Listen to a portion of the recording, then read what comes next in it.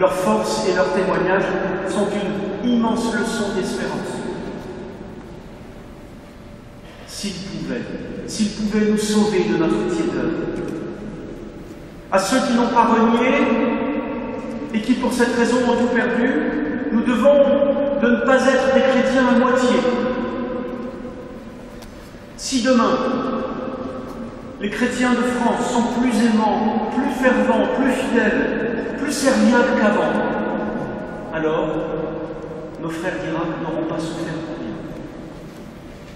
Leur consolation sera de voir un jour la fécondité de leur sacrifice, de voir que leur témoignage réveille les cœurs et les consciences en Occident. Ce soir, il faut le dire, car nous devons le faire. Nous prions aussi pour les bourreaux, pour les persécuteurs.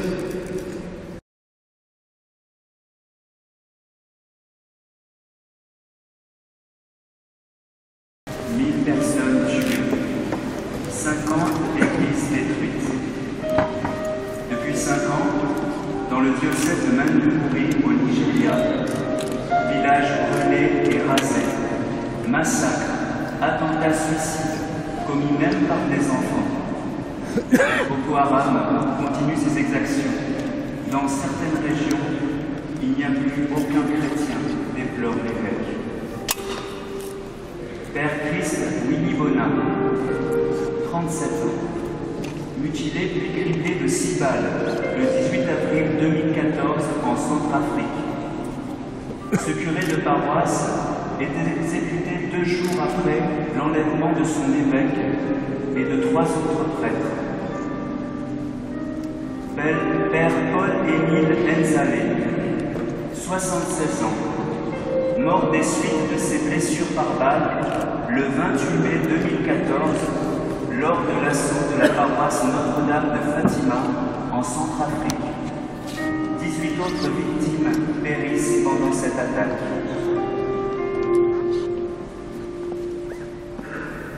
Sœur Clécencia Capuli, 50 ans, fauchée par 4 coups de feu le 23 juin 2014 en Tanzanie. 2 ans plus tôt, de nombreuses églises étaient attaquées et 2 prêtres trouvaient déjà la mort. Sœur Olga Rachidi, Bernadetta Goliano et Lucia Pulici, 83, 79 et 75 ans, lapidés et égorgés entre les 8 et 9 septembre 2014 au Burundi. Ces religieuses italiennes ont donné leur vie au service de leur prochain en Afrique durant près de 40 ans.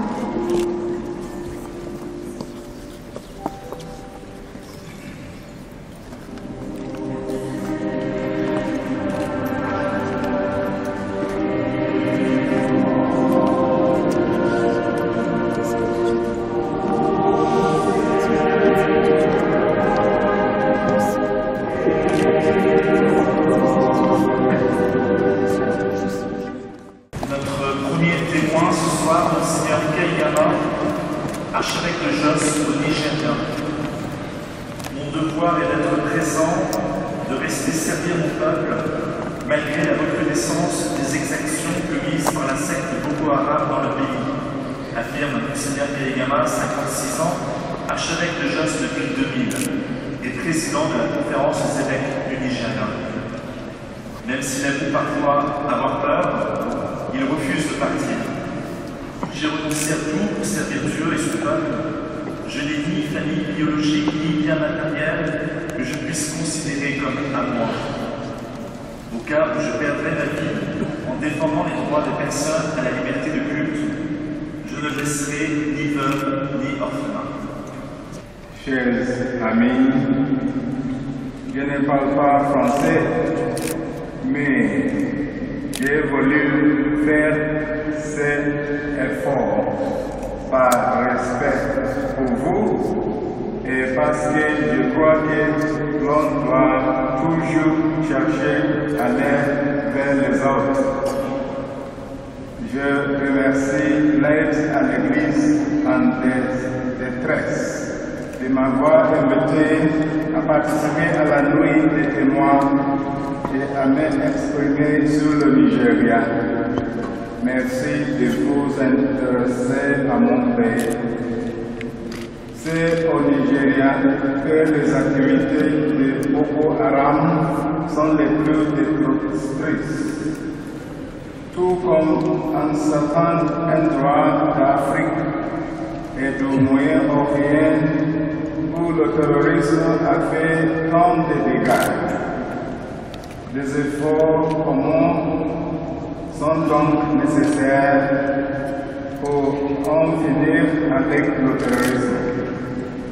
Les chrétiens du Nigeria, spécialement ceux du Nord-Est, ont réellement mis leur foi à l'épreuve en face de Boko Haram.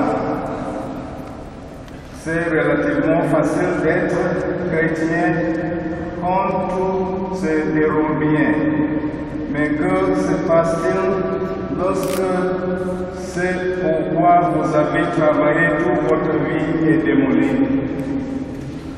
Lorsque les personnes qui vous sont les plus chères vous sont enlevées de la manière la plus cruelle, lorsque vos attentes et vos rêves sont anéantis sous vos yeux, lorsque vous devez sans cesse être en fuite pour sauver votre vie.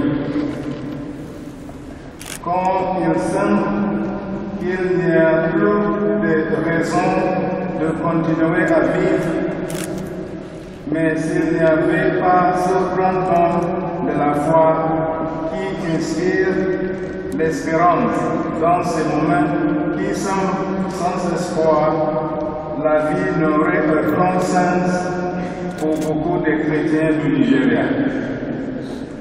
Comme archevêque de Jos, je ne parle pas ici comme un simple observateur. J'ai été aussi bien victime que consolateur. Les premiers bombardements visant les chrétiens ont eu lieu à Jos en 2010, à la veille de Noël. Cette attaque a paralysé tous les préparatifs de Noël de cette année-là. Ensuite, la matin de Noël, il y a eu le bombardement de l'église de Sainte Thérèse à Madala, qui fut suivi d'une attaque sur l'église de Sainte Fimba à Jos, le 11 mars 2012. Pendant la messe, un kamikaze enfonça la porte d'entrée avec sa voiture. Au cours de ces attaques, beaucoup de personnes ont été tuées. Depuis, beaucoup d'attaques ont eu lieu dans les églises, les bâtiments du gouvernement et aussi les bâtiments privés. Le marché, les écoles, les banques et dernièrement des mosquées. Des milliers de personnes ont été tuées par Boko Haram depuis 2009. Et actuellement, plus d'1 million de personnes ont été déplacées et cherchent de l'aide. Le diocèse de Maïdougouri, situé au cœur des activités de Boko Haram, a beaucoup souffert de destructions, de massacres et de déplacements de personnes. Presque toutes les églises de ces paroisses ont été détruites. Dans sa volonté d'expansion, la secte a institué 2 califats islamiques à Damboa et Goza, tuant ou déplaçant les chrétiens ou les musulmans qui ne partageaient pas leur philosophie. Dans ces endroits, les chrétiens sont forcés de se convertir ou d'y mourir. Certains choisissent de mourir plutôt que de renoncer à leur foi. On dit que beaucoup ont été abattus, massacrés comme des animaux à cause de leur foi, et certains d'entre eux ont été brûlés vifs. En dépit de ce drame, les survivants arrivent à sourire même à travers leurs larmes. Ils sont restés forts, courageux et pleins d'espérance en croyant qu'aucune cause ou tribulation ne peut les séparer de l'amour de Christ. La force de foi montrée par les chrétiens est telle que quand il y a une attaque, ils demandent si leur église est toujours debout ou bien si elle a brûlé, et si leurs prêtres sont en sécurité. Ils sont heureux de leur foi et conservent cette foi partout où ils sont forcés de se réinstaller. Les attaques récentes de Boko Haram ne font aucune distinction entre musulmans et chrétiens, mosquées et l'église. Ils tuent tous ceux qui sont sur leur route, parce que soit vous vous conformez à leur philosophie, soit vous mourrez. Je prie pour que le Nigeria trouve la force patriotique qui lui permettra de transcender les différences politiques, ethniques et religieuses comme vous l'avez si bien fait en France, en vous rassemblant au dire non au terrorisme. La présence de plus de 40 chefs d'État a été si impressionnante et émouvante. Nous espérons que la communauté internationale agira toujours aussi rapidement contre le terrorisme.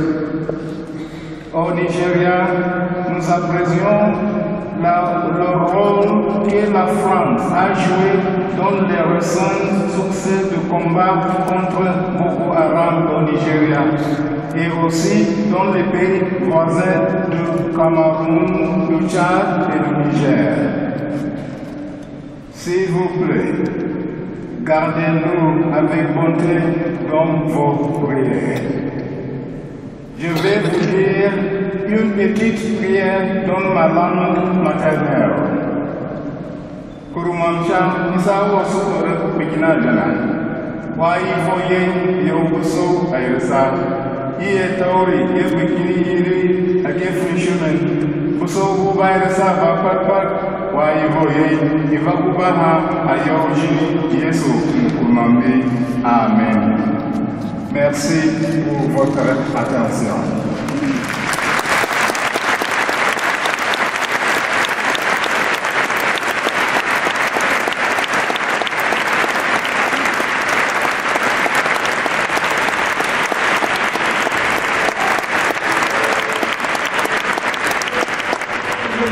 Sans chrétiens.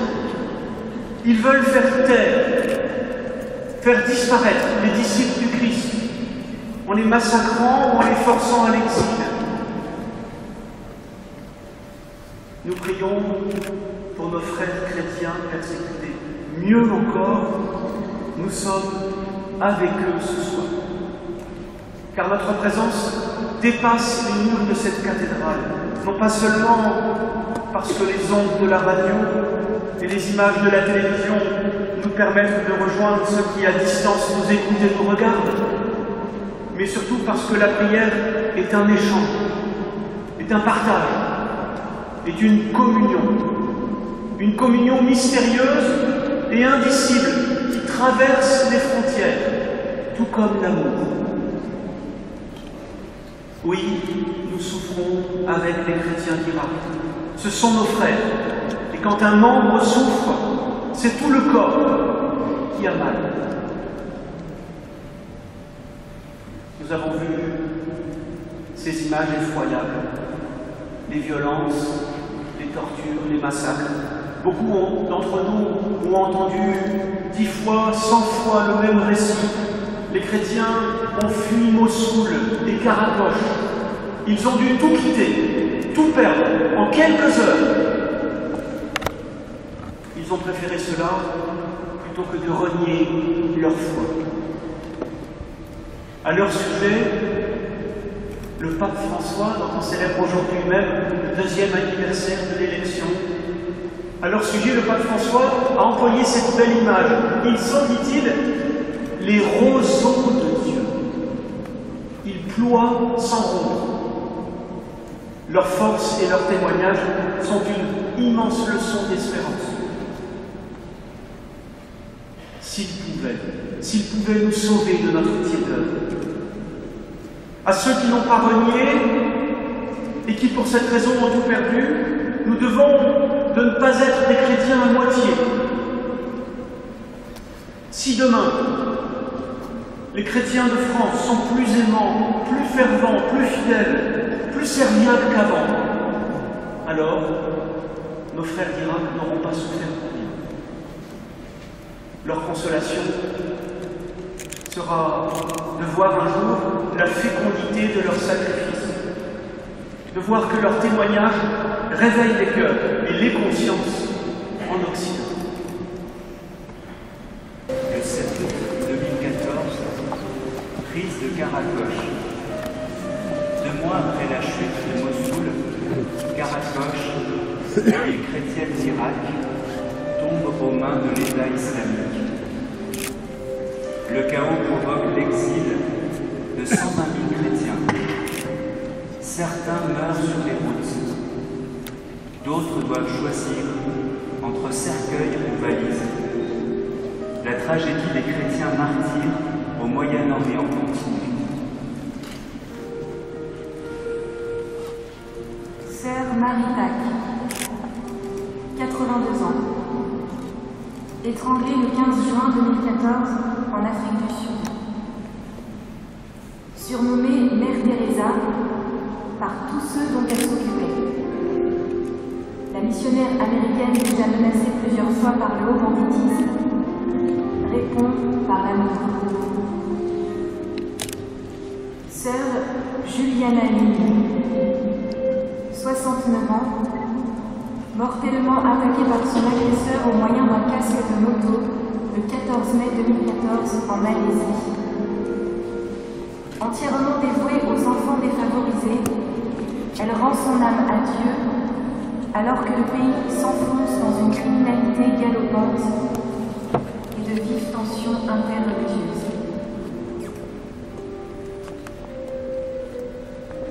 Père Géry Niao, 52 ans, frappé en plein cœur par une arme à feu, le 4 mai 2014, en Papouasie-Nouvelle-Guinée.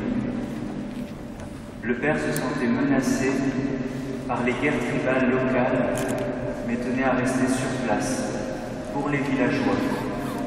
Son évêque précise, il ne quittait jamais son chapitre. Notre deuxième témoin ce soir, Monseigneur Slimane, archevêque de Bagdad, en Irak, ordonné prêtre à Beyrouth en 1973 pour l'ordre des Gardes des Chaux. Ce Libanais a étudié la théologie à l'Université catholique de l'Ouest à Angers et aussi à l'Institut catholique de Paris. Diplômé d'un doctorat d'anthropologie sociale et culturelle, il a été ordonné archevêque de Bagdad en 2001. Il a vécu de près l'offensive américaine de 2003 et l'exode des populations qui a suivi. 1,5 million de chrétiens vivaient alors en Irak, dont plus de 600 000 à Bagdad. 12 ans plus tard, ils sont 10 fois moins nombreux. Suite au drame de l'été dernier en Irak et à l'avancée de l'État islamique, Monseigneur Slimane déclare « Si le Moyen-Orient n'est pas pacifié, je ne pense pas que l'Europe sera tranquille.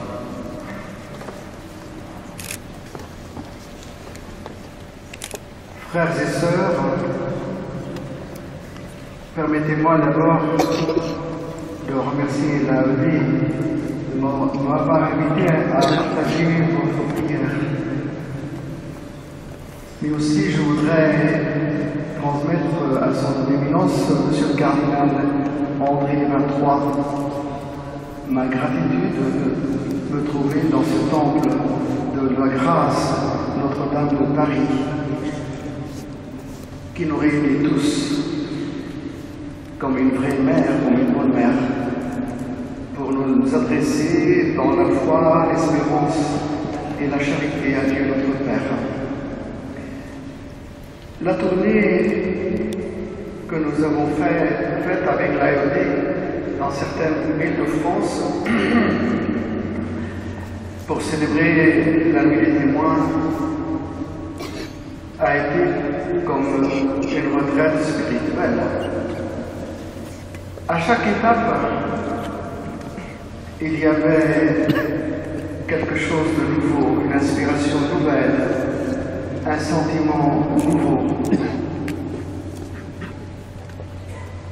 Ce qui est important donc dans ces tournées, c'est de remettre à l'honneur la prière, mais aussi c'est de la greffer sur la solidarité et surtout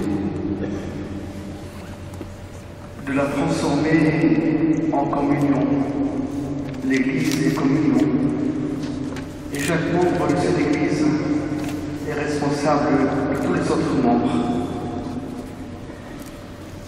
Après cela, je voudrais partager avec vous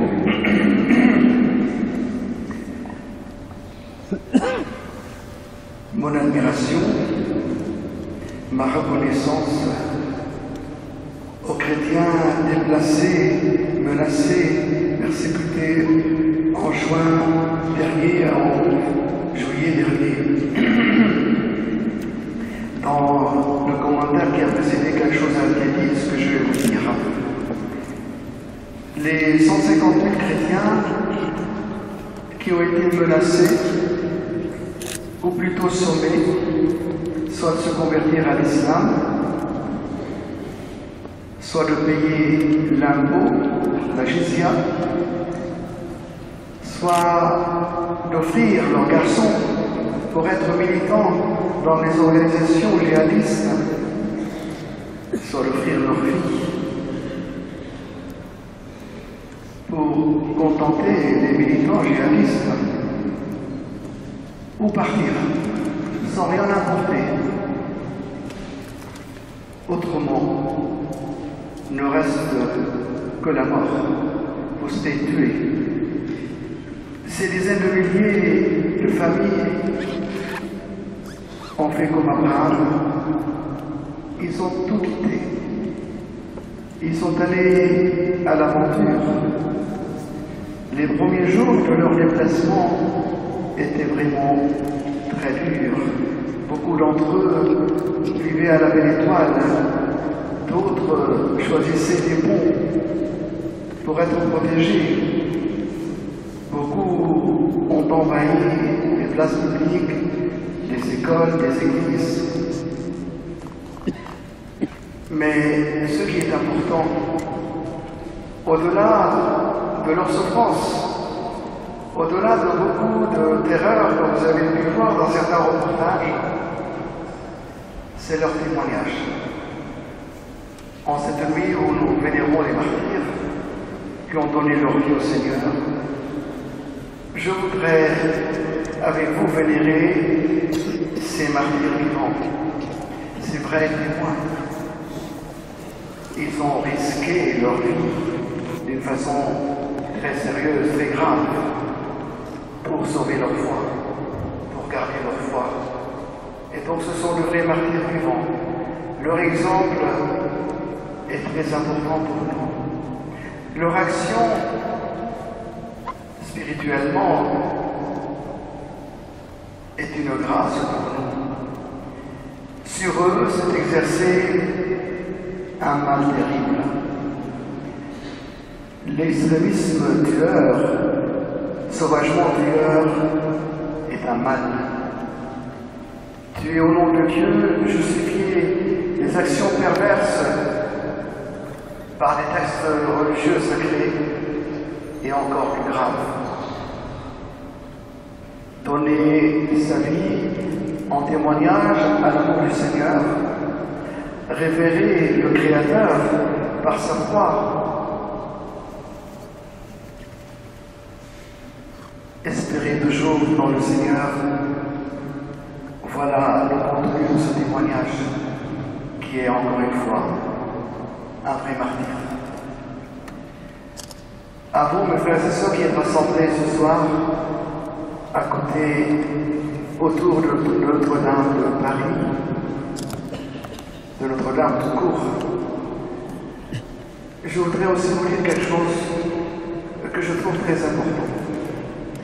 Votre assemblée de ce soir, comme beaucoup d'assemblées semblables, en France ou ailleurs, ont sauvé la vie de ces chrétiens qui ont été déplacés malgré eux, exilés malgré eux, par vos dons, par votre proximité, par votre solidarité. Vous avez aidé les organismes de bienfaisance humanitaire à venir en aide à tous ceux qui sont. Mais ce qui est important, à travers ça, et plus que ça, c'est que vous aussi vous êtes des témoins. Votre témoignage répare d'autres vagues. Ce qui se passe au Moyen-Orient, ce qui se passe en Syrie, en Irak et ailleurs, en Afrique du Nord, n'est pas simplement le fait de djihadistes islamistes. Ceux-là sont manipulés et instrumentalisés. C'est un problème de politique régionale et internationale. C'est un problème de géoéconomie à la recherche toujours du contrôle des sources d'énergie. C'est un problème d'égoïsme, d'intérêt, qui fait beaucoup de victimes. Trop de victimes. Votre solidarité, votre prière est une riposte. C'est la réponse du croyant au mal qui ronge. Merci de votre prière, qu'elle continue, afin que le Seigneur convertisse les cœurs et aussi les intelligences. Je crois que l'humanité peut vivre en paix. Les biens chez les autres peuvent bénéficier à l'autre, à tout le monde, dans la paix. Pourquoi a-t-on inventé la diplomatie? C'est pour éviter les guerres, pour éviter les violences. Il y a toujours un moyen de s'entendre pour une condivision des biens. Prions pour que le Seigneur donc éclaire tous les responsables, afin que les massacres cessent, le sacrifice des peuples, le sacrifice de leur dignité, de leur avenir, de leur enracinement cesse. Seigneur, écoute notre prière. Amen. Je termine, comme il est d'usage, par une courte prière en langue arabe. Je veux dire quelques versets du psaume 50, le psaume où David demande pardon au Seigneur pour l'assassinat qu'il a fait, qu'il a commis en tuant le mari de Bethsabée qui sera sa femme. Irhamni ya Allah, ka'azimi rahmatika, اغسلني من إثمي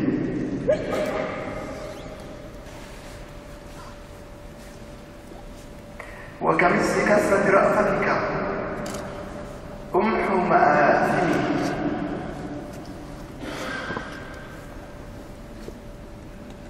فلتنزل علينا رحمتك يا رب ولتطهر ضمائرنا وتنقي قلوبنا وتعيد إلينا الأخوة الحقيقية.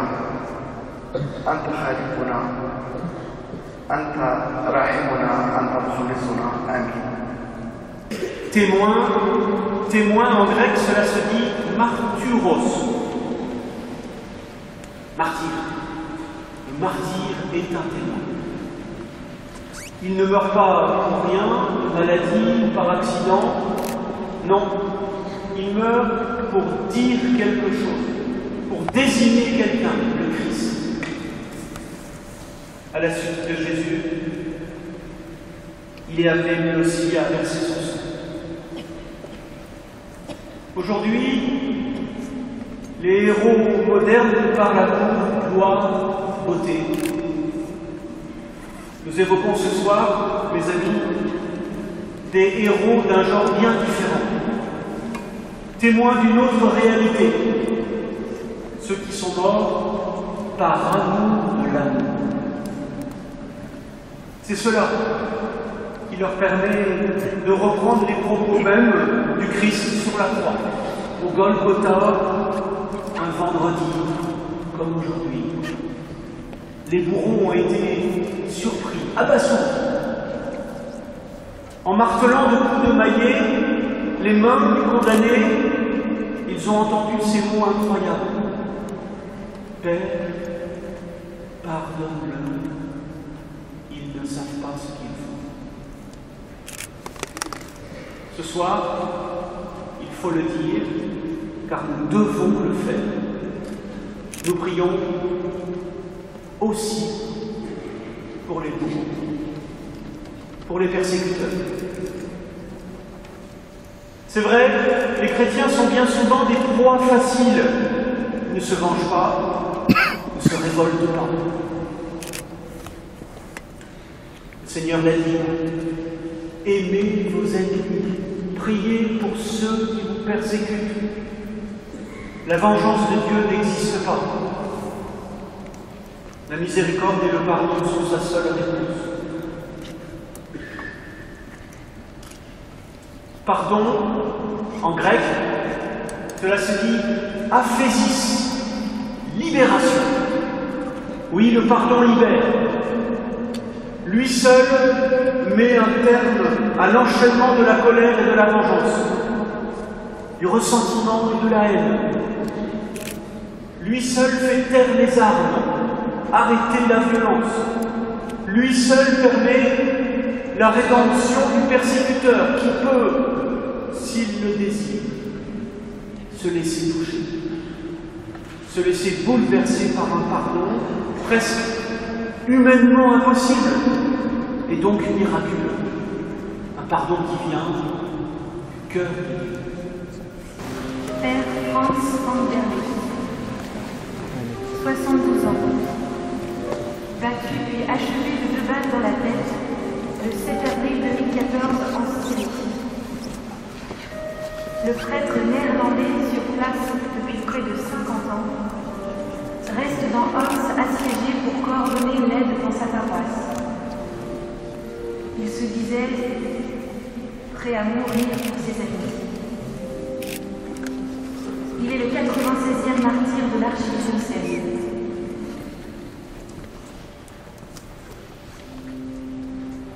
Père Alfonso Comina, 56 ans, menotté puis lynché à coups de chaise le 24 décembre 2014 au Pérou. Prêtre à San Andrés, où le taux de criminalité explose. Il est le 10e ecclésiastique à trouver la mort en Amérique latine en 1 an. Père Jésus Plaza et frère Louis Sanchez, 80 et 84 ans, assassinés à l'arme blanche dans la nuit du 15 au 16 février 2014 au Venezuela. Membre de la Société Saint-François de Sales depuis plus de 50 ans, ils poursuivaient leur ministère sans relâche dans le 2e pays le plus violent au monde.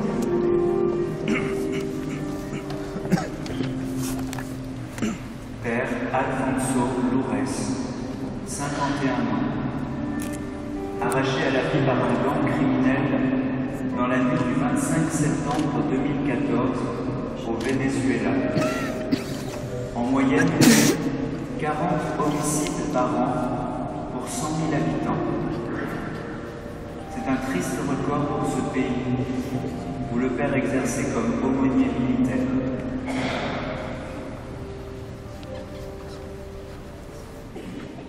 Sœur Hanan vit depuis 1995 dans un des quartiers les plus pauvres de Beyrouth. Après les études de théologie et de sociologie à Alger et aussi au Liban, elle a fondé en 1998 à Beyrouth un centre pour enfants des rues dont elle est toujours responsable. Depuis 2005, elle dirige aussi le dispensaire Saint-Antoine dans la banlieue nord-est de la ville, en contrebas d'un bidonville chiite où 40 000 personnes habitent, dont 80% de musulmans. L'année dernière, le dispensaire a accueilli plus de 18 000 patients, une illustration concrète de ce qu'elle appelle l'espérance dans le feu de la guerre. Bonsoir à chacun et à chacune. Je suis très heureuse et très émue de donner mon témoignage dans cette magnifique cathédrale, sous le regard de Notre-Dame, entourée d'une nuée de témoins qui sont passés, qui passent et dont vous faites partie ce soir et qui passeront après nous. Ça ne peut que toucher ma vie, cette vie que j'ai donnée au Seigneur et à son peuple qui souffre, dans la congrégation des Sœurs de Notre-Dame de Charité du Bon Pasteur d'Angers. Je remercie le Seigneur pour cette grâce. Je remercie également Aide à l'Église en détresse qui m'a permis de venir témoigner ce soir et qui soutient notre mission. Comme vous avez pu le réaliser, le Moyen-Orient vit un moment difficile de son histoire. Ce soir, je voudrais témoigner devant vous de la souffrance d'une partie de cette population qui a été forcée de prendre le chemin de l'exode. C'est très difficile de parler des souffrances des autres. Ce sont les témoins vivants de notre temps. Mais je voulais vous le faire pour que vous portiez ça dans votre cœur et dans votre prière. Nous, les chrétiens du Moyen-Orient, nous vivons un temps assez critique. Nous sommes très souvent considérés comme collaborateurs de l'Occident par les mouvances djihadistes de l'État islamique qui tend à s'imposer dans toute la région. Et comme vous l'avez entendu ce soir, devant notre refus de nous convertir et de nous soumettre, nous sommes assassinés, chassés de nos terres. En Irak, beaucoup ont pris le chemin de l'exode pour la vie. En Syrie, demain c'est le 14 mars, qui marque la 4e année du commencement de la guerre en Syrie. Le bilan humain est très lourd, de 110 000 morts, dont 11 000 enfants. La durée de la Deuxième Guerre mondiale, 4 ans. Et énormément de femmes, veuves, laissées à la tête d'une famille, beaucoup d'enfants. Ce qui déchire le cœur, bien sûr, les enfants qui apprennent à faire la guerre, qui portent les armes, et les enfants qui sont non scolarisés depuis 4 ans. Et comme vous l'avez entendu, les Syriens continuent aussi, on a chassé les Assyriens de Kaboul et de la ville de Kaboul et qui arrivent maintenant au Liban. La plupart de ces déplacés sont passés par des traumatismes et des souffrances inimaginables. Ils étaient kidnappés, torturés, femmes et jeunes filles violées ou vendues sur le marché. Jeanette, obligée à se marier à l'âge de 11 et 12 ans avec des hommes de 40 ou 50 ans, ou plus, pour assurer leur sécurité, afin qu'ils ne soient pas violés par les terroristes qui se donnent ce devoir pour leurs besoins sexuels. Je vous invite à nous mettre à la place de ces familles. Accepterons-nous ces dessins pour notre propre fille, notre propre femme ou notre propre enfant? Comment accepter de telles abominations dans le XXIe siècle? Allons-nous laver les mains du sang de ces innocents? Un jour au dispensaire, je reçois une femme et une jeune fille que je ne pourrai jamais de ma vie oublier le visage accablé de cette jeune de 16 ans. Elle était venue pour un problème de santé tout petit. Je lui demande à la maman qu'est-ce qu'elle avait et la maman sanglote tout de suite. Elle me dit, ma sœur, ma fille a été violée plusieurs fois par plusieurs terroristes en une seule journée. Voilà, qui est responsable de ces affaires? Qui est fautif? Est-ce seulement les terroristes qui commettent ces abominations? N'est-ce pas aussi notre silence et notre indifférence? Voilà la souffrance de ces témoins vivants au Moyen-Orient. Maintenant, le Liban, qui est un tout petit pays, à peine 2 départements français, le voilà accueillir 1 600 000 réfugiés syriens. Une crise de ne jamais vue de l'histoire de l'humanité. Comptons presque autant de réfugiés qu'un seul citoyen. Imaginez qu'en France, aurait vu accueillir 10 millions en plus, tout de suite, comme ça. Comment nourrir, comment loger, comment soigner ou prévenir les maladies contagieuses pour ce nombre immense. Pour aggraver les situations, on n'a pas de contrôle sur ces réfugiés qui sont un peu partout et on ne sait pas s'il y a des terroristes qui entrent parmi ces réfugiés. Espérer au seuil de la souffrance, toujours l'espérance. Ce que nous essayons, comme sœur du bon pasteur, avec nos moyens très amples au dispensaire, nous essayons d'accueillir cette population et de lui offrir tout le nécessaire pour sa survie, surtout au plan de vie santé. Nous assurons les consultations médicales, nous assurons les vaccins pour les enfants, nous assurons également le suivi de grossesse des femmes. Et je peux témoigner devant vous ce soir combien de femmes accouchent chez elles à la maison parce qu'ils n'ont pas de place à l'hôpital. C'est pour vous dire combien la souffrance de cette population est énorme.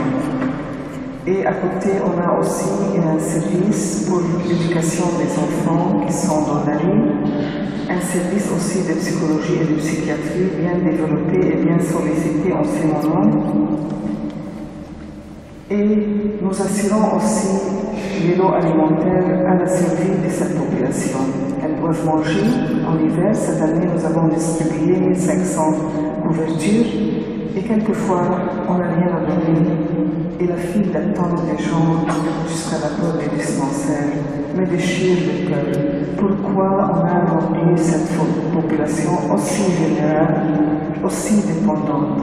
Quelquefois, on n'a rien à leur donner. Ils attendent désespérément toute la journée.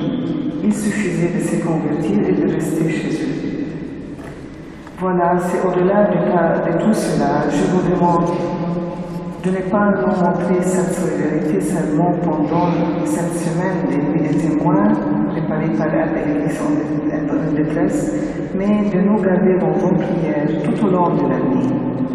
Je vous remercie de tout cœur. Vous avez montré une solidarité extraordinaire cette semaine. Je vous demande de continuer à prier pour nous, de continuer à user de tous les moyens possibles pour arrêter cette violence au Moyen-Orient. Assez de tués, assez des enfants malmenés, assez de souffrances au Moyen-Orient. Et pour cette intention, je me confie avec vous à Notre-Dame en langue arabe, je vais dire le Jour de Marie en langue arabe, en demandant à Marie de veiller sur vous, que vous gardiez votre foi, on a besoin de cette foi, et qu'elle protège la présence des chrétiens au Moyen-Orient.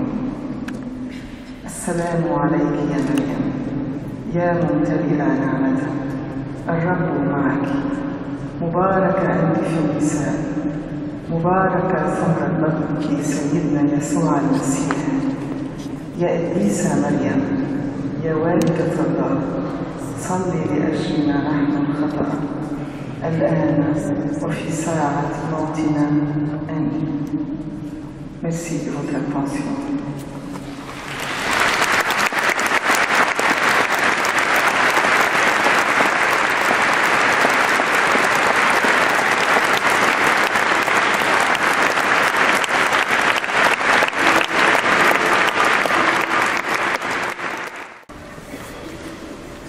Pourquoi?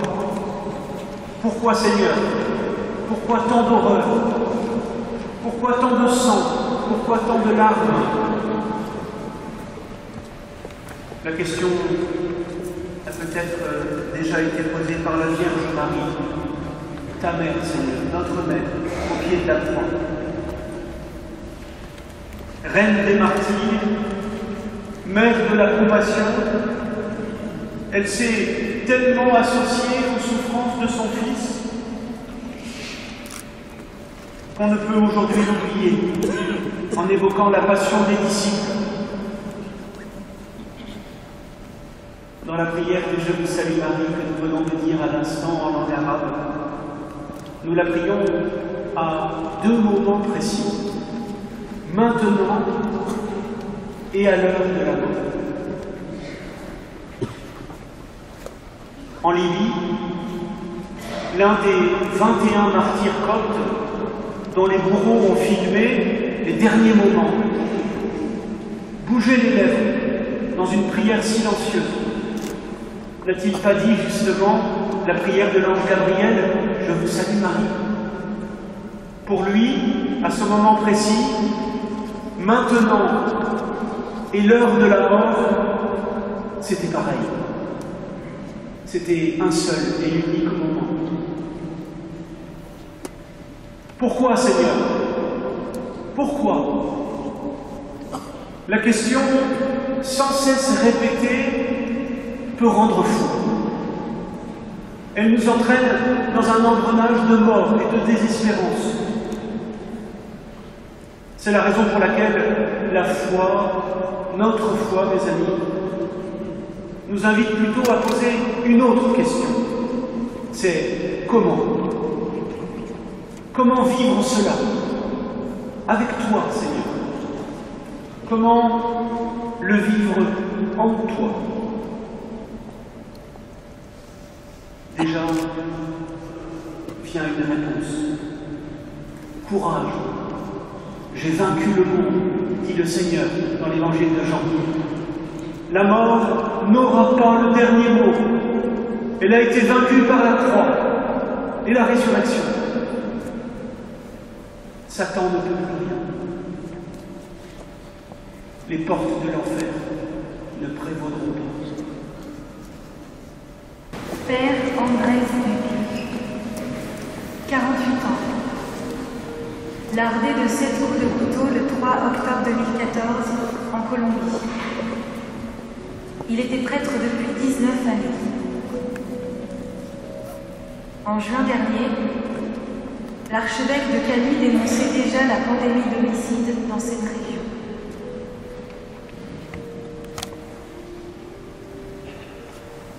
Père Rolando Martinez,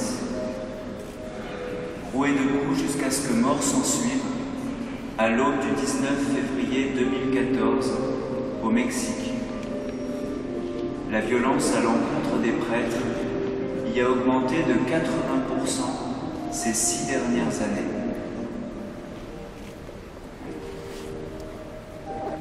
Samuel Gustavo, 21 ans. Abattu de 3 balles dans la tête le 14 avril 2014 au Mexique. Ce séminariste en première année était missionnaire dans la paroisse San Geronimo. Il meurt pendant la Semaine Sainte. Père John Seyundo, 55 ans, exécuté d'une balle dans la tête entre le 30 avril 2014, date de son enlèvement, 19 enlèvement, et le 29 octobre 2014, quand son corps est retrouvé dans une fosse commune au Mexique. Pendant ces 6 années de mission mexicaine, ce prêtre d'origine ougandaise dénonce avec force la violence des cartels. Un courage qui lui coûte la vie. Père Gregorio Lopez, 39 ans. Enlevé le 21 décembre 2014, puis étranglé et retrouvé mort 3 jours plus tard au Mexique. Ce pays devient le plus dangereux d'Amérique latine où exercer le ministère sacerdotal. Notre dernier témoin ce soir, le père Colmenares Gomez, prêtre colombien. Le père Colmenares est né en 1973 dans une famille catholique de Medellín, marquée par la violence du conflit entre l'État colombien et la guérilla. Son père se fait assassiner par une bande de délinquants. Sa famille demeure alors dans l'angoisse, subissant plusieurs attaques violentes les années suivantes. Ordonné prêtre en 1999, il a à cœur de vaincre la peur, dit-il, et d'agir contre la violence. Il est nommé délégué diocésain pour le dialogue avec les groupes armés et accompagne les prêtres religieux et séminaristes dans les zones de conflit. Témoin par son engagement de cette violence, le père s'est retrouvé à plusieurs reprises en danger. À la question de savoir quel est l'avenir de l'Église en Colombie, le père répond quel est le seul espoir de sortir de la spirale de la violence.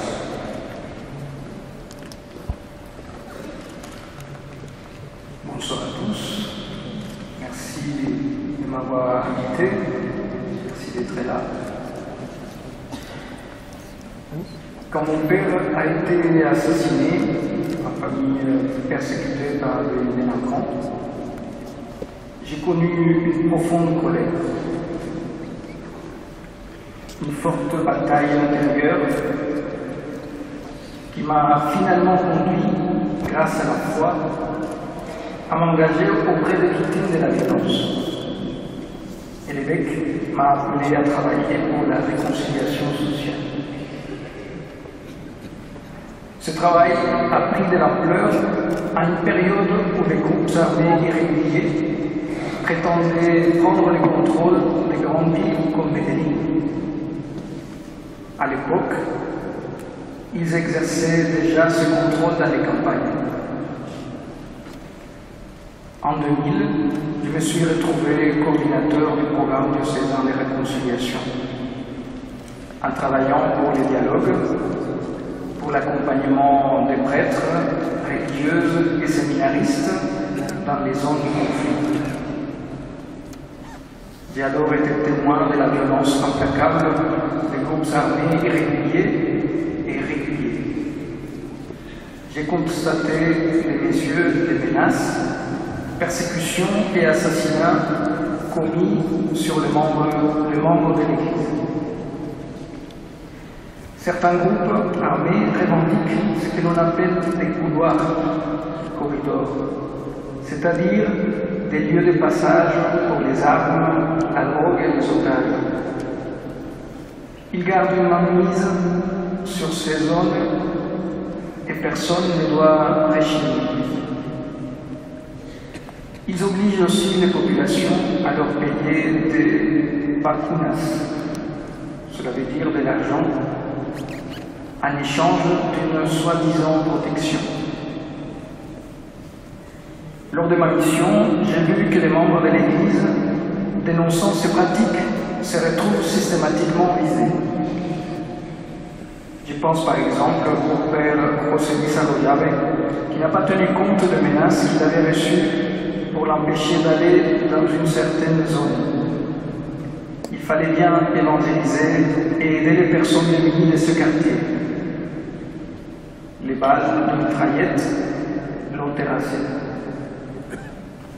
Je pense à ces sœurs qui se sont retrouvées à dénoncer courageusement les décapitations pratiquées par un groupe de délinquants ultra-violents, après que ce groupe se tenait en face d'elles. Je n'oublie pas l'assassinat de Monseigneur Isaías Duarte Cancino, archevêque de Cali, qui pointait du doigt la présence d'argent provenant du trafic de drogue dans les financements des candidats au Congrès. Autre souvenir me touche directement. Un jour, des hommes cagoulés, lourdement armés, entrent dans la paroisse à Divina Pastora pendant la messe dominicale. Ils commencent à dicter les nouvelles règles du quartier, à faire leur loi. 3 ou 4 jours plus tard, je vais dans ce quartier avec l'intention de rendre visite au curé et je me retrouvais nez à nez avec des jeunes qui pointent leurs armes sur moi, m'obligeant à descendre de la voiture. Après une minutieuse inspection du véhicule et de tout ce que je porte, ils m'amènent en haut d'une colline, vérifient mon identité et finalement me libèrent. Pourquoi? Peu de temps auparavant, un groupe armé avait envoyé un homme déguisé en prêtre qui, dans une voiture similaire à la mienne, apportait des armes. Là, je suis passé très près de la mort. Aujourd'hui, je continue à penser aux prêtres religieux, religieuses et séminaristes qui, pour rendre visite aux malades et leur apporter la communion, prennent le risque de franchir ces frontières imposées par les délinquants ou les groupes armés.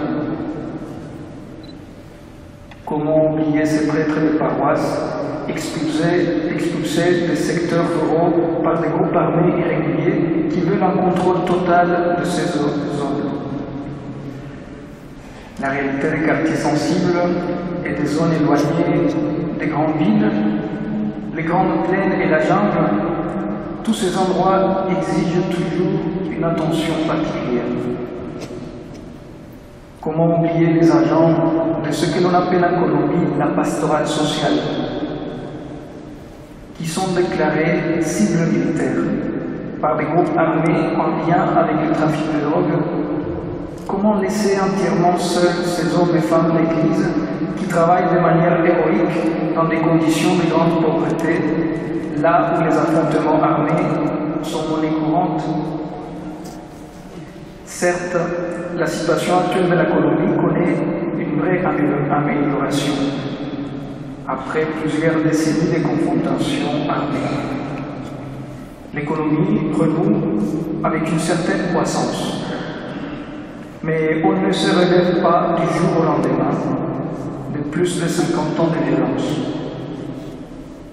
Certes, on peut espérer une possible réussite des négociations de paix entre les gouvernements et les FARC, mais un tel exploit ne sera pas une solution magique.